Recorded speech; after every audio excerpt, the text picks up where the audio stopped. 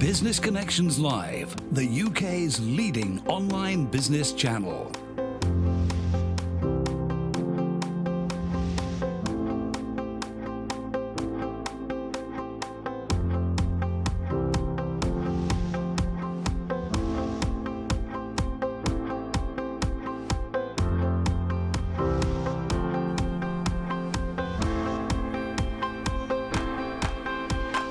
This is Business Connections Live with Steve Hyland.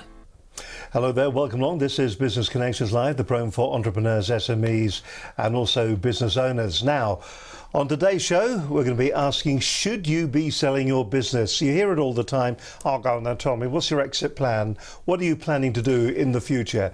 Are you going to set the business up, build the business up, and then sell it on to make a vast profit and live off the income from that at a later date? Or are you going to work until you drop? Are you going to keep the business? I mean, it's a big question a lot of business have, and a lot of people are asking themselves those particular questions when they go about starting a business. So what is your exit plan? Do you have an exit plan, or do you intend to keep the business until the day that you fall over, they put you in the box and they wave you goodbye?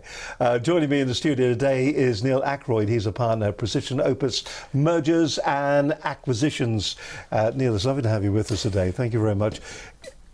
Is that a typical scenario? Because people always seem to us, business owners, entrepreneurs, what's your exit plan? Are we being forced into selling our businesses these days? Well, you've hit on a bit of a soapbox moment for me, actually, because my general view is that the biggest mistake that people make when thinking about selling their business is the fact that they don't really know what their objective is, and actually that whole, do I need an exit plan? Well, you only need one if you need one, which kind of sounds a bit evasive, and I think it's useful to go back to what a business is for and why it was created in the first place. So most owner managers or entrepreneurs that I deal with, and myself, I was an entrepreneur and owned a business for 12 years. You start that business because you're the type of person who needs, not wants, but needs the personal freedom that owning a business gives you, in terms of personal expression, in terms of,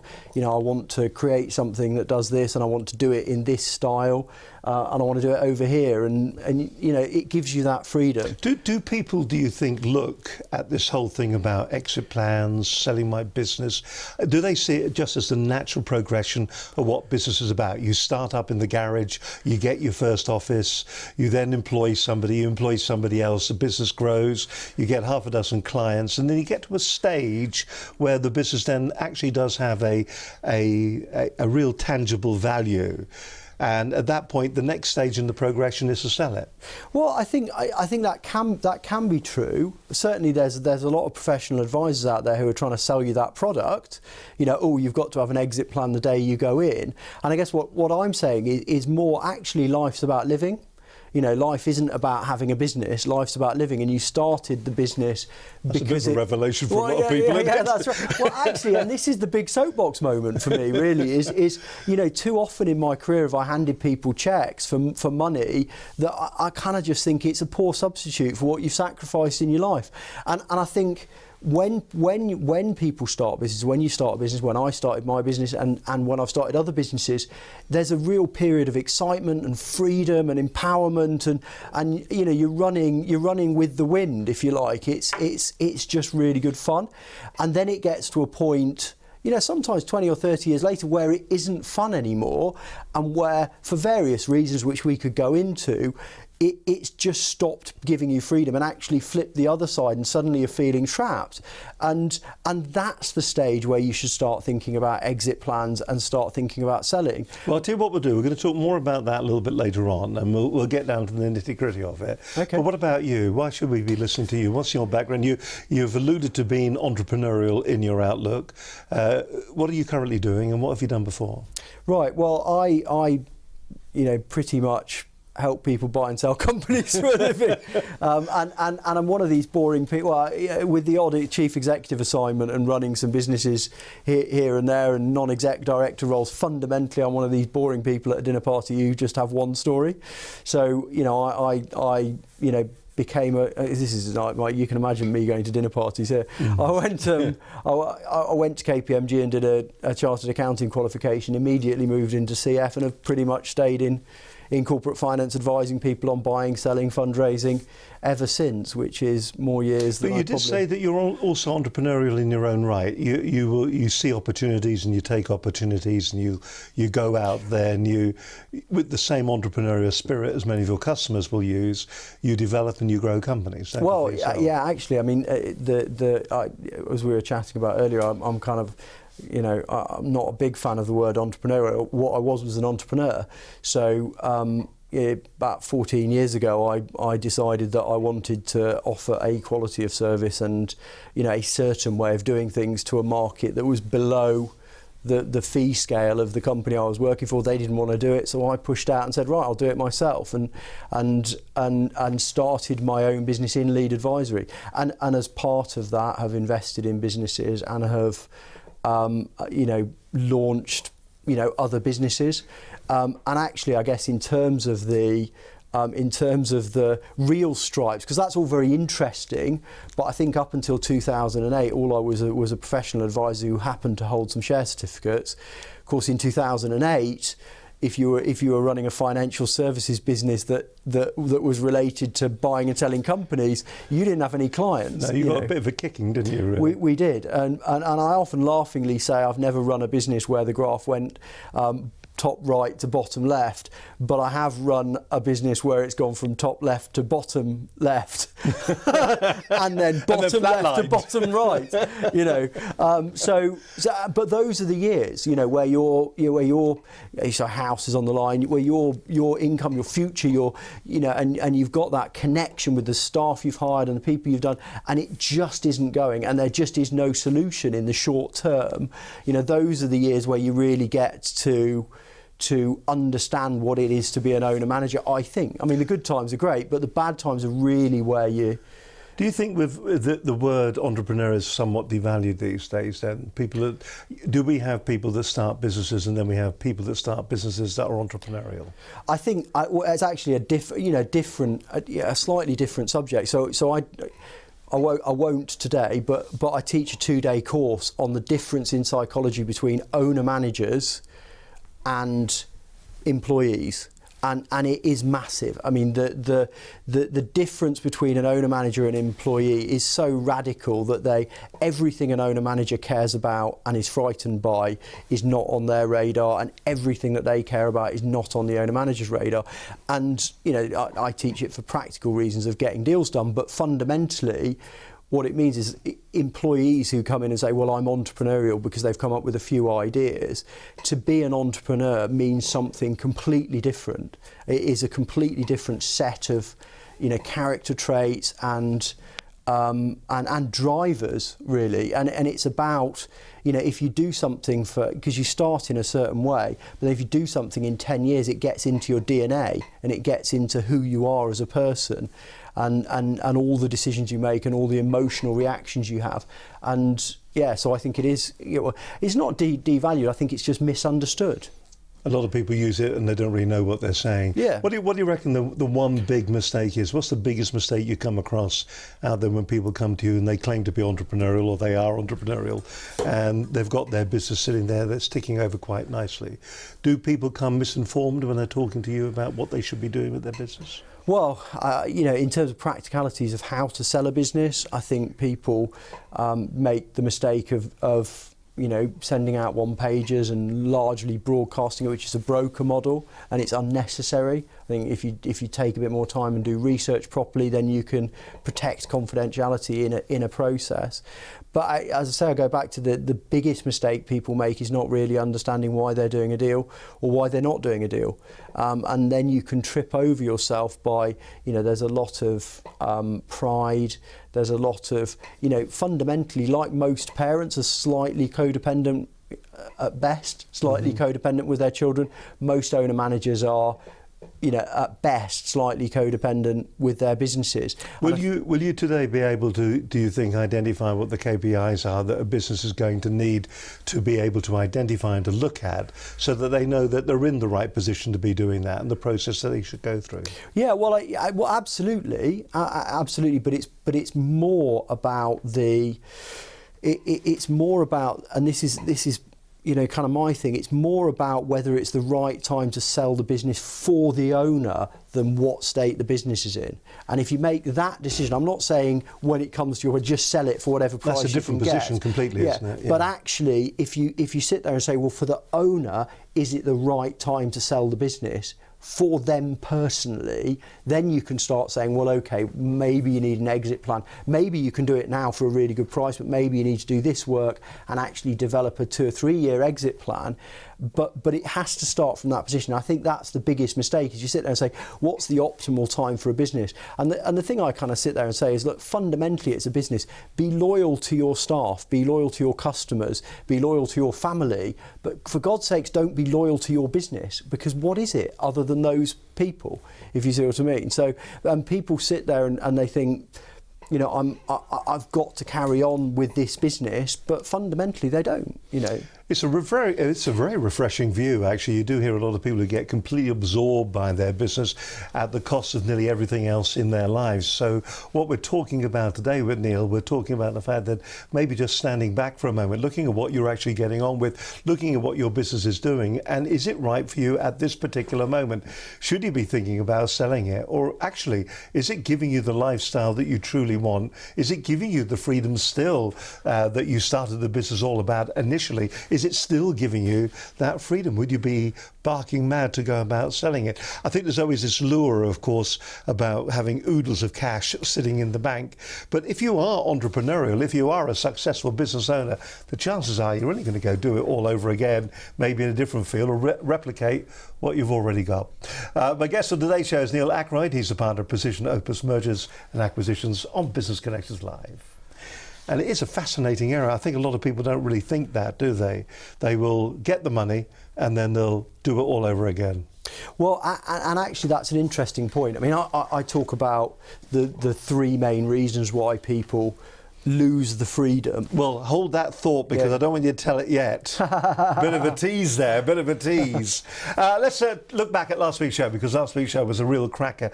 We had Jackie Jarvis. She's a sales and relationship expert and author of Quick Wins in Sales and Marketing, or as it says here, Quick Wines. I could do with a wine quite frankly right now. Talking about also natural, stress-free selling. Do you find that difficult? Do you find the whole area of going out there and getting new clients, getting new customers, do you find it difficult to pick the phone up and to actually make a call? Do you find the whole process of doing the sell, going into a client, sitting down in front of them, do you jump too quickly to get to the point where you are going for the close? What's that, ABC, always be closing? I mean, that's a bit old hat now, is it? I don't know, perhaps maybe that's how you go about your sales technique. Maybe it's been successful for you. It was a really good show. Jackie, an absolutely fascinating lady, a really interesting insight in the whole world of stress-free selling. If you missed the programme, don't forget you can watch it at Business Connections Live. But if you want a bit of a taster, have a look at what happened on last week's edition of Business Connections Live.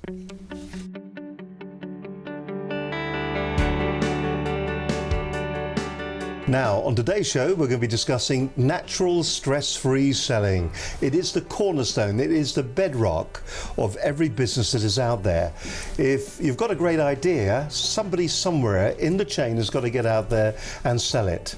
And a lot of people really do get very stressed when it comes to getting out there and selling. And there are, let's face it, a number of different people. There are experts everywhere that will tell you exactly how you should be doing it. Joining us in the studio today is Jackie Jarvis. She's a sales and relationship expert and also author of Quick Wins in Sales and Marketing.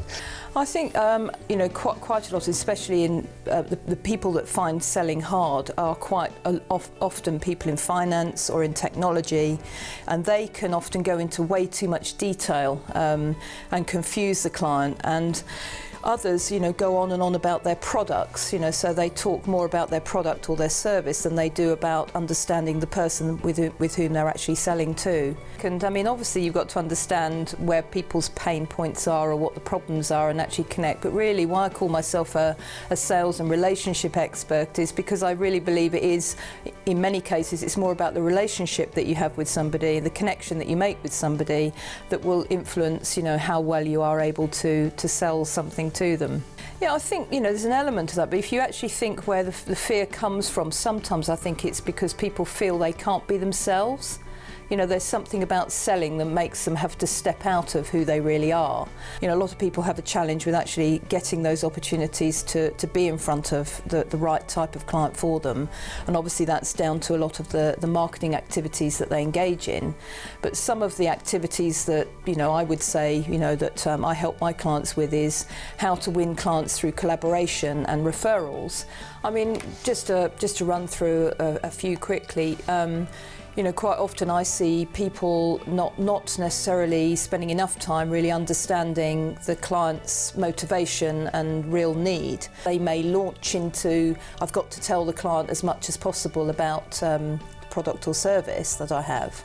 And actually that can get quite rambling and confused. And then if you've got nothing necessarily to attach it to because you don't really know what the client's motivation is, that's where it can start to go horribly wrong. With selling, one thing that I advise people to do is to really think about what the outcome is, what the client's outcome might be, and what your outcome is. I'm Jackie Jarvis, and I'm a sales and relationship expert. I'm also the author of Quick Wins in Sales and Marketing.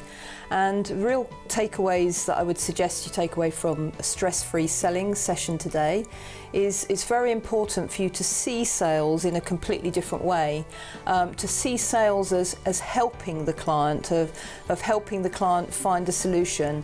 If you think about it in that way, it will take an awful lot of the stress out of it. If you also think about how you can prepare effectively, prepare a really effective sales process, the steps through a sales ladder, and think about how you're going to structure those conversations with the client. Really to think about how you can make sure that the client is actually prepared for the sales conversations that you're having by sending them either a questionnaire or something to prepare that's well thought out. Making sure that you also do your research on the client and make sure that you understand who it is that you're going to see and what it is that might motivate them to use or need your particular product. Also to think about how you get yourself in a good state to sell effectively, to make sure that you give yourself permission to be yourself. The person is buying you and the relationship that they have with you, so give yourself that permission just to be true to yourself. Remember why you started this business in the first place. Remember the passion that you have for your particular product or service, and really believe in the value that you have to offer. I think that's really important. And then just go out there and find the right people that you can actually help. When you've done all this thinking and preparation, it's really then down to you just going out and being true to yourself and true to the product and service that you have available for those clients. So just go out there and enjoy it and have fun.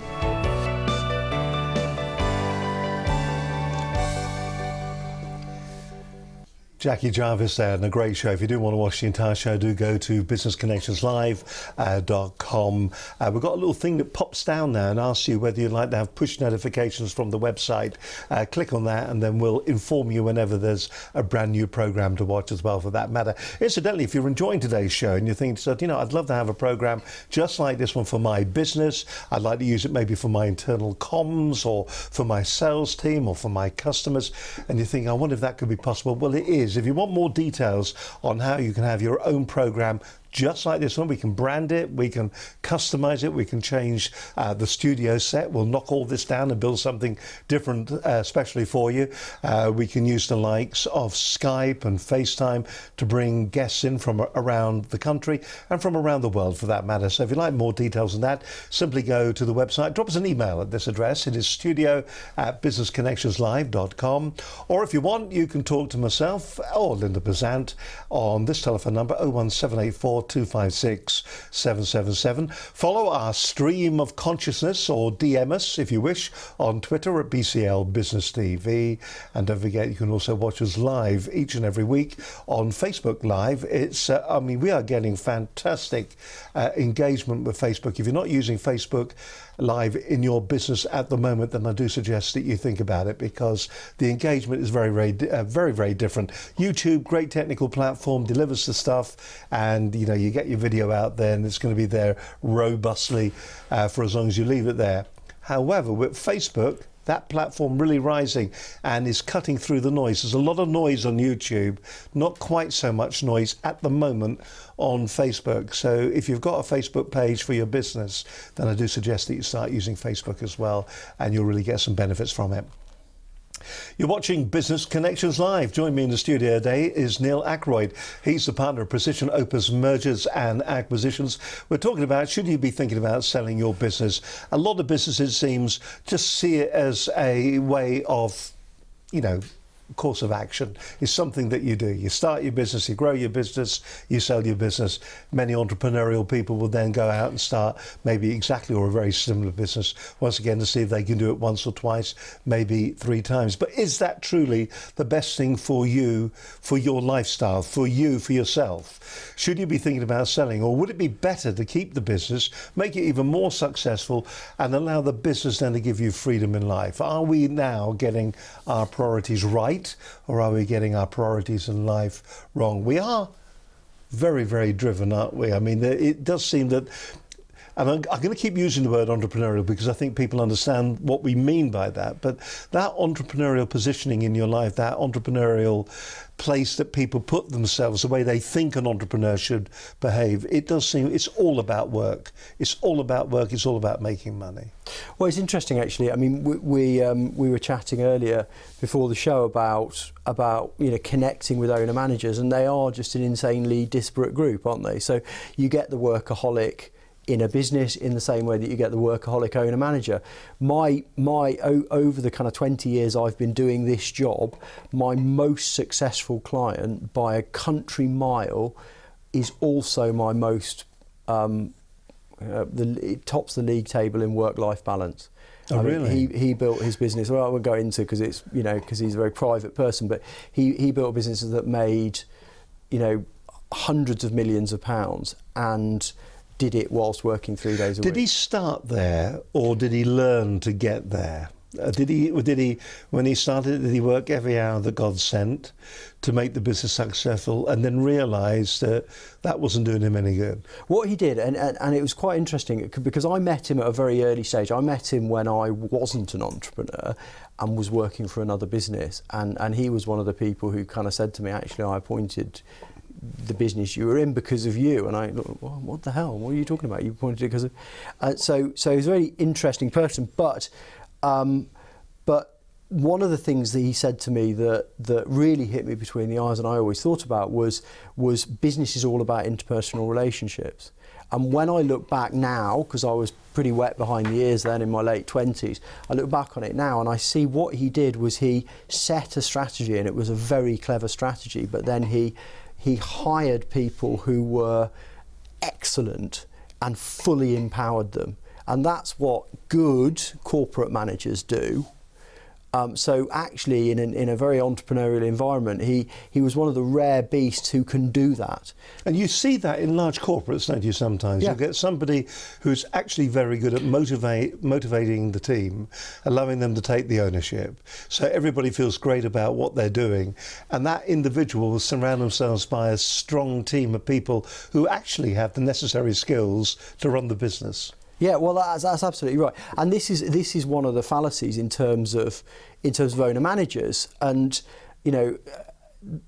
the issue, one of the issues is that it is an incredibly different skill set. It is a very rare, or not, it's rare and valuable skill set to be able to take something from an idea, and we all had our idea at the beginning. For me, I remember it vividly. I was sat at 2 o'clock in the morning, shall I, shan't I was watching TV, and Eminem's Lose Yourself in the Music came on, and the decision was made, right, I'm going to do it. But you take it from there to, oh, I've got a business that's turning over a load of money, making a load of profit, has a load of staff, has an office, in my case, that you've just signed up for in the early 2008. That's a whole nother thing. But having all of that stuff and creating something is a really valuable skill set. It is a fundamentally different skill set to taking something that's established, even if you established it, and growing it into something much bigger, because it needs more brains. If you can take something where your brain can cover everything, manage everything, and look after everybody, taking it to that point where you have a load of leaders, a load of empowered leaders, and you're really growing and really taking off. But isn't it obsessional, isn't it? It's obsessional for a lot of people. They go in there and they will do absolutely everything because they are, they're control freaks, aren't they? They need to do it all themselves because we've worked in an industry where they haven't been allowed to do that. And I can see what you're saying. Those kind of people find it difficult in the large corporate world, and the corporate managers, the corporate directors, sometimes would find it very difficult in the entrepreneurial world. Yeah, absolutely. Absolutely, it does absolutely go. But I mean, this isn't a right or wrong. Both are right, effectively. But for different places. Exactly. And we come back to a point you made earlier, which is an owner manager might just sell their business and start another business. Well, actually, in a lot of cases, the reason that an owner manager isn't happy in their business is that it's become, by necessity, too corporate, and their skill set doesn't match, and they're not happy, and they don't want to do all the things that they have to do, and they don't want to have a HR manager, and they don't want to do this. Fundamentally, if the business needs that, then they're either holding the business back or they're pushing through a pain barrier that they don't need to push through because actually it's making them unhappy, and this is where they lose track. Actually, in that situation, you have a valuable business, sell it to somebody else, and then take the pot of cash and start from nothing again in a different space, in a different area, because you're going to have non-compete, and build it again and do what you're really good at. Or, I suppose, what you can do is at that point recognise that, and then surround yourself by people that can help you grow it and allow yourself to step back a bit. Which is kind of where we started. Which is where we started, and what the point I was going to make is it is incredibly rare to find an owner manager who can actually do that. I'm not saying never, but it's incredibly rare. Clearly Bill Gates is one of them. It's incredibly rare to find it, and the problem is you come back to this inherently codependent relationship that owner managers have with their business. So whether they're control freaks or not, it is an emotional connection with the business on some level, and truly being able to let go and empower somebody to run your business is a very, very rare skill set. I'm not saying people can't do it, but they very, very rarely do. And what in some listeners, I'm sure there's people who said, well, I've tried to hire somebody and it wasn't the right guy. Typically what happens, being completely honest, not trying to make any friends here, is you either hire somebody who's a yes man, which your average owner manager would be quite content with, but then you haven't actually stepped away from the business. You've got somebody doing some functional stuff, but they're still coming to you for decisions, so you're not out. Or they hire somebody who's truly good and is capable of being empowered, and then they don't empower them and they tinker with what they're doing and then they leave. Or they break them and they become a yes man. And typically this is the pattern it goes down. So do you think then that the entrepreneurial business owner is really suitable then for growing a business to a particular size? Because invariably what's always going to happen is there's always going to be a clash maybe of personalities in the main, or there's always going to be a point where, because of their lack of expertise in people management, they can't grow it any further because they effectively as a self-employed or as an entrepreneur, they promote themselves to their own level of incompetence. Yeah, and actually we're all guilty of that. And actually, to be fair, I wouldn't be as harsh as saying it's about a level of skill. It's about a level of desire. So, when you're getting boring, going off time, start talking about Belbin scores and all this kind of stuff. Whether somebody can do it or not is entirely academic, especially when talking about owner-managers, about whether they will do it. So what you find is owner-managers who are phenomenal at having difficult conversations with people, phenomenal at people management, are actually quite good at empowering people, but don't want to in their heart of hearts because it's not what they naturally do. So what they've got a choice between is, and then forcing themselves into a role in the business that they don't want to do, they either become unhappy, or with owner managers who are, let's say, willful individuals, they just don't do it, you know, and then the business stagnates and goes sideways. Is this like honesty to yourself? Is this listening to your inner voice? You nearly seem, you're talking with such passion that it feels like you've been there, you've done this. Yeah, I am an owner manager. By DNA. Yeah, but have you felt that you've got to a stage you advise people on how they should do this, but have you felt that when you've been running your own business that you too have actually found these same conflicts taking place? Yeah, we merged we merged my business, which was Precision Mergers and Acquisitions, into a business called Opus, and became Precision Opus, and that was me sitting there saying, you know what, I've taken this as far as I want to take it as an owner manager, and actually what I want to do is just get back to doing deals, and you know, and all of the distractions. And I think I was an out and out owner manager for 12 years, and through some really tough times, and actually some of the tough times are some of the enjoyable times in a horrible way, if you like. And it was phenomenal. It was one of the best things I ever did, and I was lucky to meet the chap I met about, because I ran it in a way that didn't hamper my work-life balance. So it gave me the freedom to do not exactly what I wanted to do, but to live my life the way I wanted, and it was fantastic all the way up until it wasn't. And this is where we come back to exit plans, is that one day an owner-manager wakes up and having been the day before really happy and everything's going great, like it was for me, I just love this, and I'm driving my sports car into my office and I'm feeling fantastic and I'm going on holiday whenever I want, and then they wake up one morning and go, actually, no, I don't, and it's a sliding scale, and the point where you have a number of days where you just sit there and think, I just don't like this anymore, you know, and it's identifying those days. At that point, that's when you should start sitting there and thinking, actually, I should start preparing this business for sale. Okay, listen, we're going to come back to this. We kind of alluded as well earlier on to some key KPIs that you, as a business owner, you should be thinking about, or maybe just signs within your business that will make you aware that something is maybe not quite right with what you're doing at the moment, or maybe something that you need to reconsider.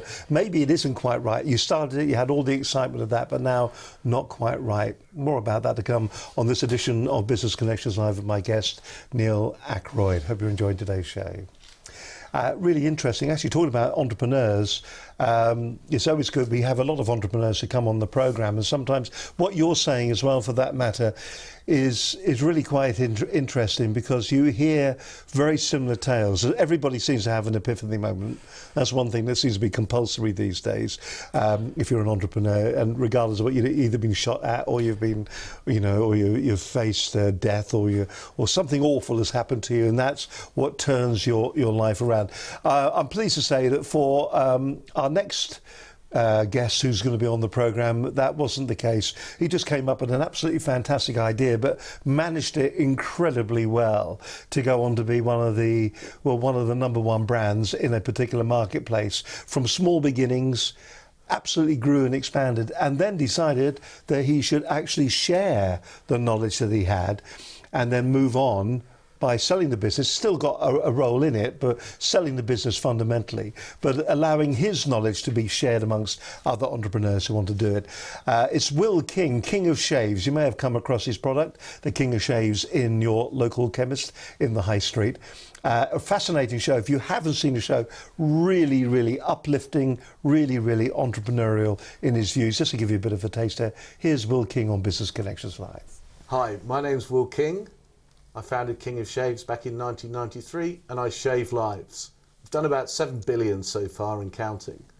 So in terms of business, look, the world we live in now, it's a very fast world and it's very judgmental. It's what I call a rate or slate environment. So please, if you're starting a business up, make sure it's a great business and make sure you think through why you're doing it, what your passion is, what the problem is you're solving, what the services you're providing, and why people should part with their hard-earned spends, their pounds, to spend money with you.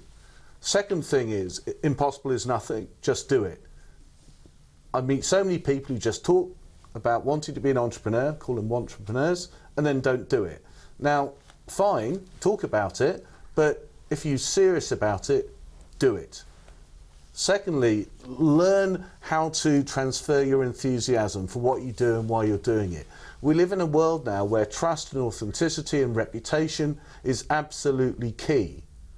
Now, if you put a person behind the brand, you'll note there's DNA in the word brand, person, a bit of humanity. You can then hopefully leverage some of your skills through your business, product, service out to the end customer.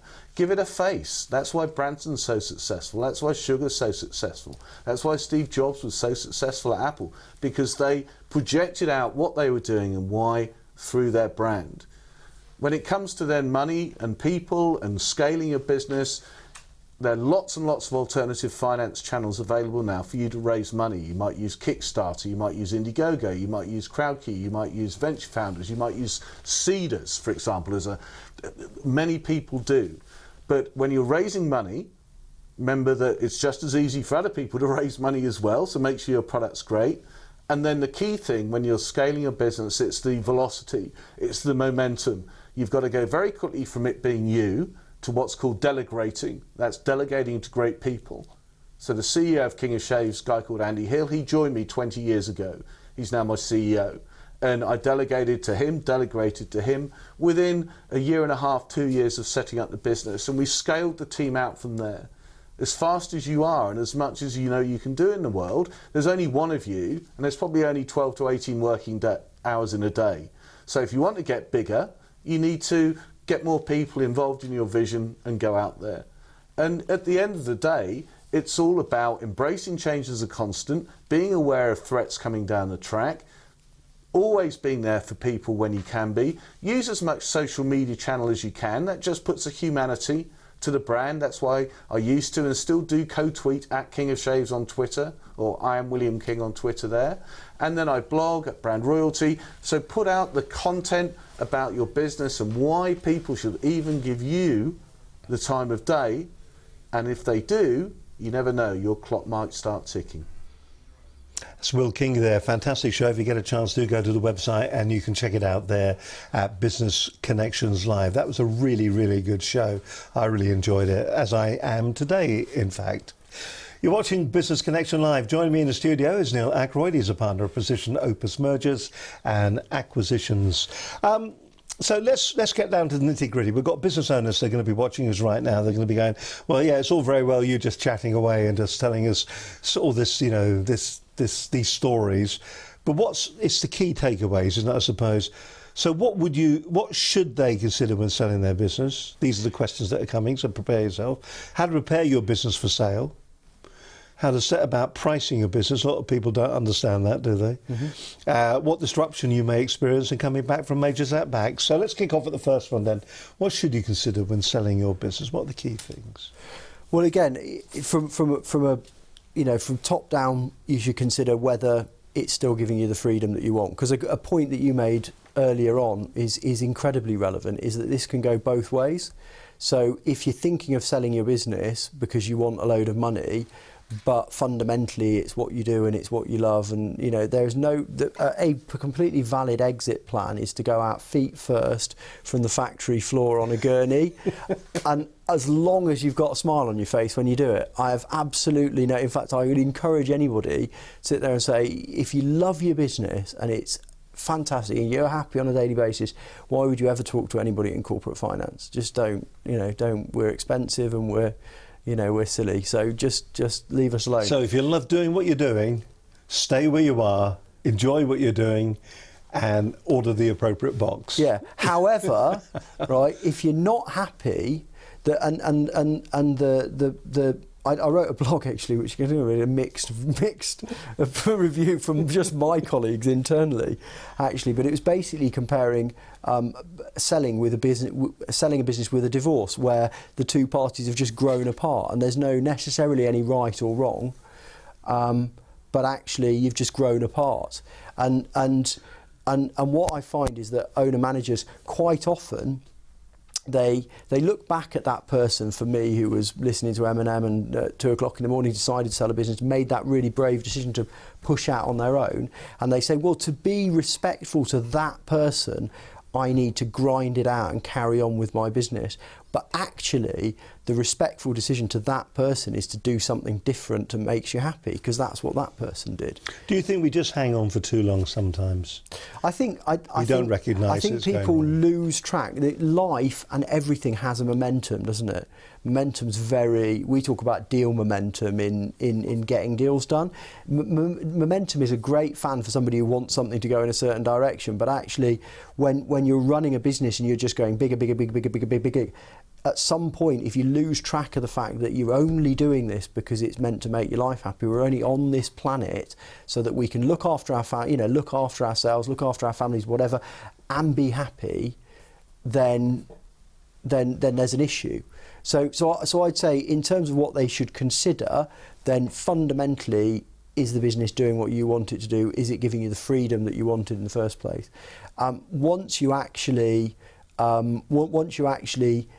decide that you want to think about exiting, it's the right thing to you, then actually I think your second question will probably answer there it is. that better. Leading nicely on, this show is just not thrown together. Yeah. How to prepare your business for sale then? Okay, so there you are. That's the second question. Well, so in terms of the second question, it's what people, it's funny, isn't it? If you were going to launch a product, this is what I say to people, if you were going to launch a product, you would find out who's going to buy it. You'd use focus groups, you'd use market research, you certainly would not launch a product until you knew who was going to buy it, what the price point that they were going to buy it at was, and really, really why they're going to buy it.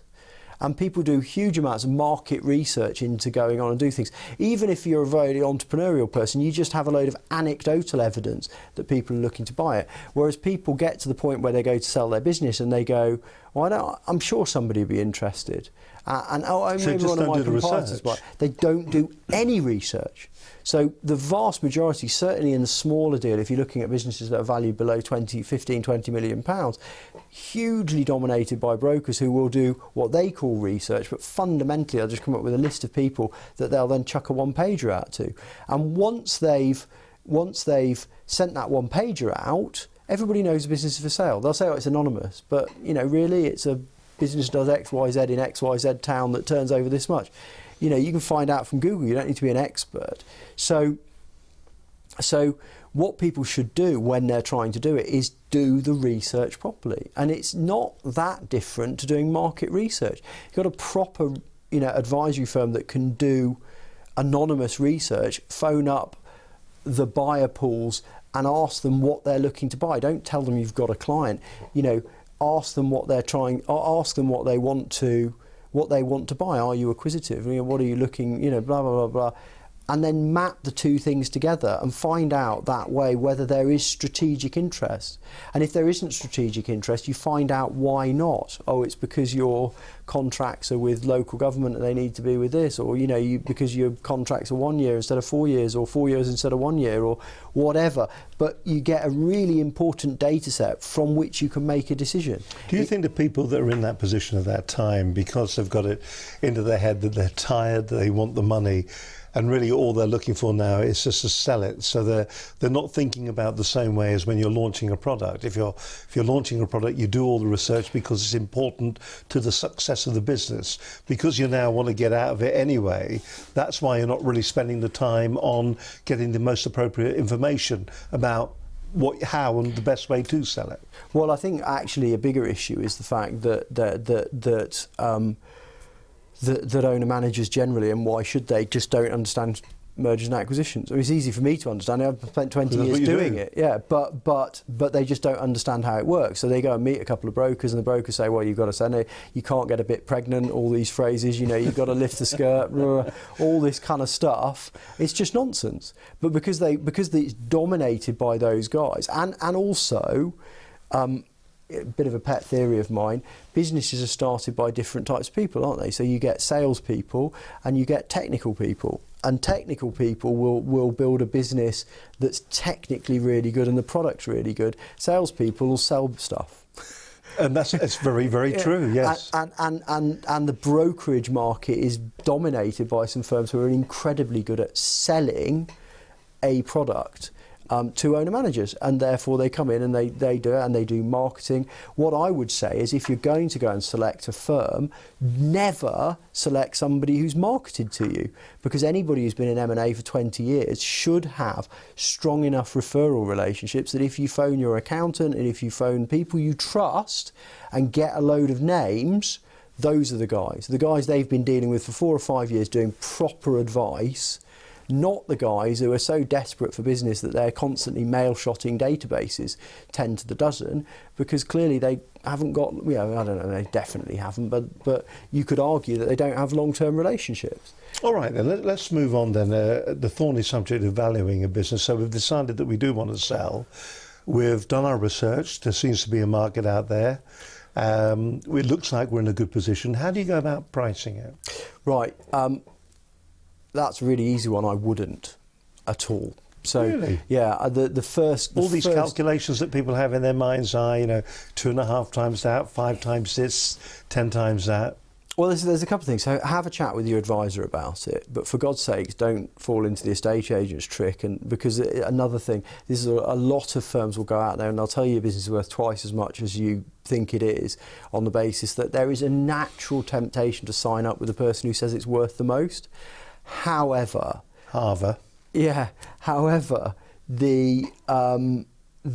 the best thing to do is to select the person that A, you have best personal chemistry with, and B, who is running the best process. And the best process will never give an asking price. You're not selling a house, you're looking to find a business, a buyer, a partner for your business that has the best strategic value. And that strategic value might be much higher than you think it is. So find somebody who will run a process that will get all the strategic buyers properly into the process, and then will present the business in a way that is as attractive as it can possibly be, and then allow them to value the business. By all means, talk to your advisor about what they think, because actually being able to value a business is a reasonable technical skill, but your advisor doesn't have the money, and they're not going to, well, even if they do, they're not going to buy your business. How far down that road can you go before you can go, actually, maybe it's not right? In what sense? Sorry? So it doesn't cost you any money. So you start the process of selling the business, and you think you valued it. You're going down the road towards actually selling it, and then you think, actually, A, I'm not getting enough for it, or B, I don't think it's right for me to be selling it now. How far can you go before it starts to cost you money? Well, it'll start costing. There are brokers out there who will engage in selling a business for no cash up front, for no retainer, and there are quite a number of them, but essentially what they'll do is they'll send a mail shot out to a load of people and see, it's kind of like throwing mud at a wall. As soon as you send that mail shot out, you've arguably damaged your business, and there's an inevitability about the process. However, if you go out and do the research properly, it will start costing you money straight away. Not a huge amount in comparison to the profit of your business, but you'll be paying professional fees, and all the way up until you actually pick the phone up to the strategic buyers, and you'd only be marketing the business for about 10 or 12 people, then you can reverse back. So actually, when you're delivered the research that you can make the strategic choices of, nobody knows. So you could just reverse, you can pause, you can wait, you can do whatever you want. You're in control of the process. But you can decide not to sell your business all the way up until you sign the SPA. You said something that's very interesting there, that once the news gets out that you are selling your business, that it can damage it. We're going to talk more about that in just a few moments' time, and also the disruption that you may experience in coming back from major setbacks. And also, we ask you to give us the key takeaways from today's programme. Still to come on this edition of Business Connections Live. My guest on today's show is Neil Ackroyd, partner of Precision Opus Mergers and Acquisitions. And the question really we've been posing today is that should you be selling your business? And if you are going down that route anyway, what you should be aware of to make absolutely certain that you're doing it properly. Interesting that so many businesses don't go out there and research in the same way as they would if they were maybe launching a product. It's all to come on this edition of Business Connections Live. You're watching Business Connections Live every Monday. We're live from our studios here in West London. Don't forget, if you would like to be a guest on the premiere, get in touch with us here. By the way, if you're enjoying the way the whole thing's going and you think to yourself, do you know, I'd love to do that, but I don't think I've got the expertise or the experience to sit in front of a camera. I get a little bit jittery if a reporter comes along and wants to talk about my business when they shove a microphone in front of your nose or they stick a camera in your face, and you're thinking, you know, it's not a skill that I have. It's a valuable skill that you should have. Every business should be able to at least be able to talk about what they do intelligently, and also to have a viewpoint on maybe the marketplace or the market sector that they're in. We run a training course here called How to Handle the Media, and over the past couple of weeks you may have seen people who've been in that very situation that have made absolutely basic mistakes. What they've said, the way they've talked about their business or their organisation. You can come on one of our training courses. We'll take you through the process of what to expect in a TV studio, how the interview should go, how to control the interview, also how to do that on radio as well, location recording, the key things that you need to understand and to know when it comes to handling the media. James Griffin from Iris Software, he brought his team on to one of our training courses. Here's what James said about our How to Handle the Media training course. I'm James Griffin from Iris Software, and my team have just completed the How to Handle the Media workshop. It was a really great course, it was really fun, and it was a really unique way for them to polish their presentation skills and learn how to answer difficult questions under pressure. So I'd highly recommend this to anybody that values those skills and really wants a great day out with their team.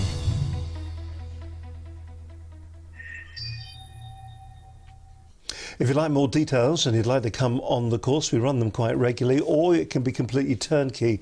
We take the press releases from your organisation and we then turn them into a programme that will actually, well, you will find fascinating. So it isn't this kind of willy-nilliness that you sometimes see in training courses you get in hotel rooms, where you get a load of people who are all being thrown together and the course really isn't relevant to their organisation or to their business. What we do with this is we take your press releases and we turn those press releases into key interviews. We'll get you to sit down. We'll try to make you make up company policy on the hoof, and then we'll rip you to pieces. It's a great day out. It's a great course, and a lot of people that have been on it have found it really useful. If you'd like details, then drop us an email to studio@businessconnectionslive.com. If you want to have a word with Linda or myself, then you can give us a call on 01784 256. You can direct message us, or you can follow our stream of consciousness or on Twitter at BCL Business TV. And don't forget, you can always follow us and leave comments as well, for that matter. Apparently I say "for that matter" a lot. I've been told off about it. So for that matter, you can also watch the programmes on Facebook and leave comments there as well at facebook.com Business Connections Live. You're watching Business Connections Live. Joining me in the studio today is Neil Ackroyd, partner at Precision Opus Mergers and Acquisitions. The whole idea of today's show was should you really be selling your business? But there are a number of pitfalls that you're going to come across if you do decide that you should be selling it. One of the things that you said, Neil, was that once it gets out there that you're going to be selling your business, because we've had involvement with organisations who are going through the process of selling their business. And I've never ever thought of it as being damaging. Surely, if you're up for sale, can that damage your organisation? Well, it depends on the size of the organisation and it depends on the specifics of any deal. But as a general rule, I mean, if you think, I've been part of selling businesses where I own the shares. I've been part of being sold in a business when I worked for the business. And all I can say is that from what I know, if you announce to your team that your business is going to be sold, but don't tell them the solution, the first thing they will do is go back to their desk and polish up their CV. Looking for another job. I'm not suggesting they'd sell it and it wouldn't go as strong as that, but the first thing I did was update my CV. As much as a stress ball type thing, but you just sit there and think, I actually didn't send it out and it was all resolved a month later, but I definitely brushed it up. And you know, there are sliding scales. It gives a feeling of insecurity to your team. Now, I don't know anybody who would announce to their broader team in their business that it's sell, but effectively if you market the business in a really scattergun way with loads of mail shots, that will come in. You know, and you know, people will find out through the market. Similarly, if you have a key supplier for your business and you find out it's for sale, the first thing you're going to do is Google who else can supply this service. It's like polishing the CV. You might not go and bid competitively, you might, but you're certainly not going to feel entirely secure. So be aware of that, and I think a lot of people don't even think of those consequences when they're trying to sell a business, and that's very interesting. And people that should know and understand that don't. Yeah, well, I think most owner managers that I deal with are very conscious of the damage it can do. What they don't realise, and it comes back to what I was talking about earlier in terms of the perception of the M&A, is that there is a choice. Right, so you don't have to just you don't have to tell everybody to sell a business. You can do it in a headhunter rather than an online recruiter type model, and you know, but yeah, there is damage. Most people are quite aware of it. What they're not aware of is that there's a choice. They just think, oh, I'm going to bite the bullet, but actually you can do it a lot more strategically than that. Which kind of leads on, I suppose, from the damage to the disruption. Selling a business is going to disrupt it. Do you see businesses from your experience that when they've gone into the process of selling, actually the key thing that they're good at kind of slows down, it dips, it stops? Well, definitely, and there are two types of people who could help you. I mean, actually, if you think that actually the majority of deals in the UK, and this is obviously most of them are smaller deals, are unadvised. So there's owner managers going, well, I can do this, you know, not me, but I'll get it done. Fundamentally, it is incredibly distracting, and we come back to what I was saying earlier about that owner managers have an inherently, codependent relationship with their business on a greater or lesser extent. But selling a business is a very emotional thing, and you know, loads of business owners watching it go, I'm not emotional about my business. I mean, trust me, if you couple that with the fact that you're probably going to sell to an employee, a PLC employee, and he you know, cut from a completely different cloth, he will upset you. He will do stuff you don't understand, and you will have an emotional reaction to it, and that will A, distract you, and also B, be suboptimal for the process and the business. So actually having a proper advisor who can be the buffer, can take practical running the transaction away from you so that you can just carry on running your business and have weekly updates, A, and B, be an emotional buffer between, you know, stuff that happens, because M&A transactions never go straight down a track to completion, like nothing does in life, does it? But they go all over the place, and there are ups and downs. And if you've got somebody who's been there, done it before, you know, and is a professional who's doing it for a professional job, then they'll just smooth those bumps out. Which leads us on to the setbacks that you're going to come across then. I take it there are times that you are going to come across setbacks. What are the major setbacks? Is it the fact that the value of the business, you don't attain the value that you think it's worth, or people start to play silly games with you and they start to really bargain with you on the value of what you're trying to get? It's an interesting point, actually. I don't know what the statistics are. 87.45% of statistics are made up on the spot. Yeah, so where you go. Let's make some up then, yeah. Yeah. I don't know what the statistics are, but there is a very big chunk of owner-managers who are properly partaking of illicit substances when it comes to the valuation of their business. and plenty of brokers will sit there and say, oh, yeah, your business is worth that, here, pay these fees. And they'll gamble on the fact that actually, when it gets later on in the process and the offer's much lower, that actually they'll go, oh, well, you know, whatever. So, but most of them don't. Actually, I do know a statistic: 15% of brokerage sold businesses actually get completed. So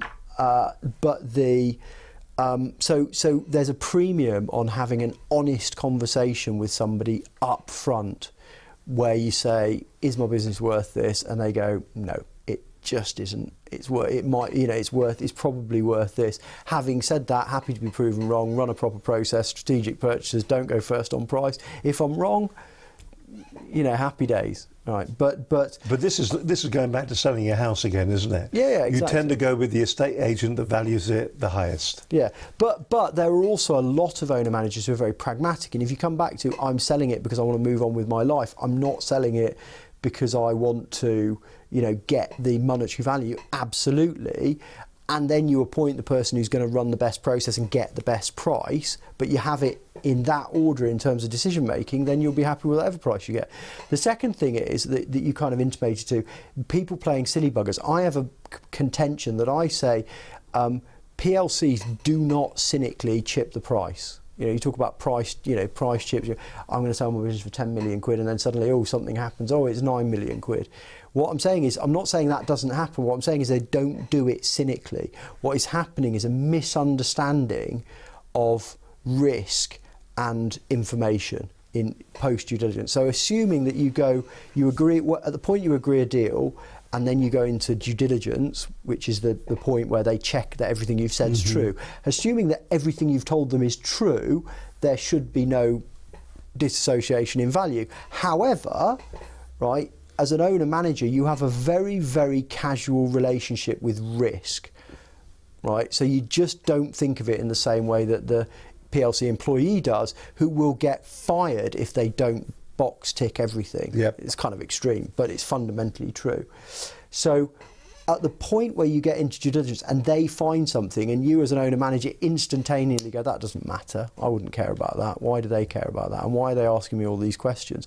Because you have a certain relationship. There's a whole other 2 days of this, but then at that point all they're saying is, right, there is a higher risk than I thought. Right, and therefore, I as an PLC, but I have to do. I'm not being arsey. I have to do something about it. And the lazy thing to do is down the price, because at this risk level, I pay that price. Clearly, there are some other solutions. You can give them more information. You can manage that risk. But if you realise that the reason that they're putting the price down, generally speaking, is because the risk is higher, and that's the problem you need to solve, not this one, then you can solve the problem. But looking at it the other way, when I say PLC employees don't cynically chip the price, why would they? It's not their money. They're under pressure they'll get in more trouble. They're not getting incentivised for the money. They're not owner managers. The owner manager, the price moves, it's their money. The PLC guy, it's not his money. I've never seen somebody get a bonus for chipping the price. So what they're going to get more of an inquisition if they lose the deal. So they want to get the deal done. The problem is that if they find anything in due diligence and don't deal with it, don't be seen to be dealing with it, then they're in trouble. They're in trouble. Listen, we are rapidly approaching the end of the programme. I have got to ask you to do just the key takeaways. Okay. Fairly briefly, I'm afraid. Straight down camera number one. If you just say who you are and where you're from, and the key takeaways for our audience today, whether they should or whether they shouldn't be selling that business. The airways are yours. Say who you are and where you're from. I'm Neil Ackroyd from Precision Mergers. Take two. Try that. Do it again. Take two. I'm Neil Ackroyd from Precision Opus Mergers and Acquisitions. The key takeaways for today's show really is whether or not you should sell a business, and actually that it's more about you as a person than the business as a business. And actually, is the business doing what you need it to do? The secondary takeaways, I think, are around when you've decided, you should be able to run a process that protects your business and protects the value you have whilst marketing it by using confidential research and other tools. And I think the third one is just thinking about the psychology of the people you're dealing with. Short and sweet and to the point, and that's what it's all about, Neil. Absolutely fascinating. I think a lot of people will be watching the program today and they'll be thinking to themselves, I've got my business, we're growing the business. Some of the things that you've talked about today, though, are also so relevant to large organisations that are selling bits or their business in general as well. And I think there's been a lot there to take on board, and just for you to sit back for a moment and to think to yourself, does that apply to me? But I suppose the one message that's come out of the entire show today is that if you're happy and it's giving you the lifestyle that you want, that you're seeing your kids grow up, that you're having time to go on holiday, and it's giving you the lifestyle that you really, really need, maybe the question you need to be asking yourself is the one we started with, is should you really be selling your business? Or as Neil said earlier on, should you be taken out in a box feet first? Listen, good luck on that. It's a decision for you to make. Hope you've enjoyed this edition of Business Connections Live. Well, thank you very much indeed. Listen, we've got a little bit of housework to do before we finally shut the transmitters down and walk our weary way out of what is a very hot studio today. I think what temperatures today are heading up towards the 30s, aren't they? Yeah, that's what I hear. Yes, and it's a bit warm in here. We don't have the aircon running while the show is on. I can promise you this, it will be in just a few moments' time.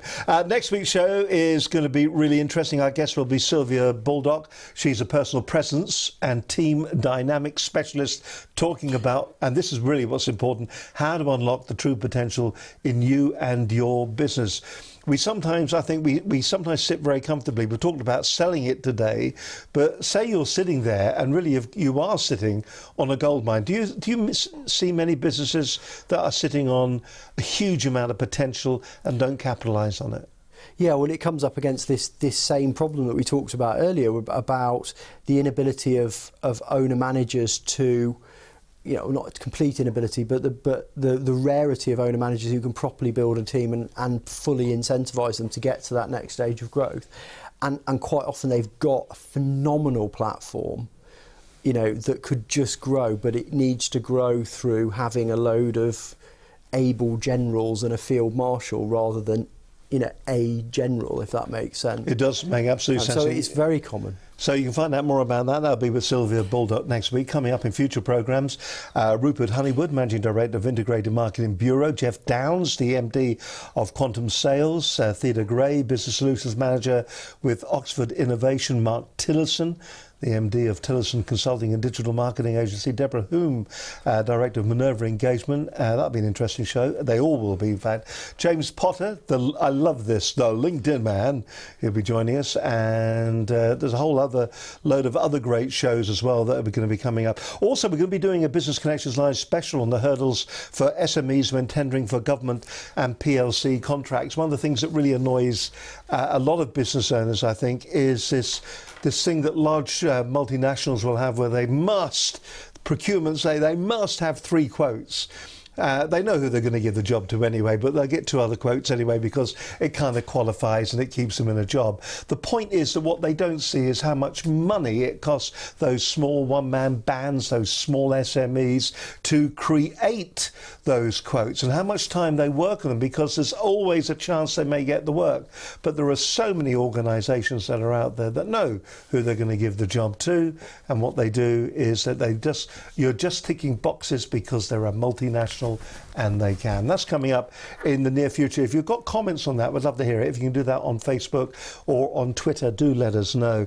Don't forget, if you'd like to sponsor the programme, you can. If you're watching in the Cambridge area as well, it's great to have you with us, and we hope you enjoy the programme. You can watch us live on Cambridge TV too. Oh, finally, if you've ever thought about using radio we can run the credits, by the way. We'll go home now. Yes, thank you. If you've ever thought about running a radio campaign, well, why don't you have a talk to us? We're currently running one for a large company on Talk Sport at the moment. We can tell you more on how you could do it for your business. From the pair of us to you today, have a great week. See you next week. Bye-bye.